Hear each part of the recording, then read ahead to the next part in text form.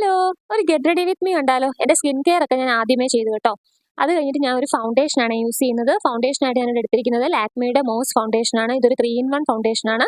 അതുമല്ല ഇത് ഭയങ്കര സോഫ്റ്റ് ആണ്. നമുക്കിങ്ങനെ നമ്മളുടെ ഫിംഗർ ടിപ്സ് കൊണ്ട് തന്നെ ബ്ലെൻഡ് ചെയ്തെടുക്കാം. ഞാനൊന്ന് ഷോ കാണിച്ചതാണ്, അപ്പോൾ തന്നെ അത് താഴെ പോയി. ആ കണ്ടോ, ഇത് പെട്ടെന്ന് തന്നെ നമുക്ക് ബ്ലെൻഡ് ചെയ്ത് കിട്ടും. നമ്മൾ ബട്ടറി പോലാണ് കേട്ടോ. പിന്നെ ഞാനൊരു എന്തോ ബ്ലഷ്, അത് തന്നെ ഒരു ബ്ലഷാണ് കേട്ടോ ഇട്ട് കൊടുക്കുന്നത്. ഇൻസൈറ്റ് കോസ്മെറ്റിക്സിൻ്റെ ആണ്, റാസ്ബെറി ആണ് കേട്ടോ ഷെയ്ഡ് വന്നിട്ട്. അത് നല്ലതാണ്. പിന്നെ ഞാൻ കണ്ണെഴുതി കൊടുക്കണം. കണ്ണെഴുതാൻ ഞാനിവിടെ യൂസ് ചെയ്തേക്കുന്ന സ്വിസ് ബ്യൂട്ടിയുടെ ഐലൈനറാണ്. നന്നായിട്ട് നമുക്ക് വിങ് ലൈൻ ഒക്കെ വരയ്ക്കാൻ പറ്റും കേട്ടോ.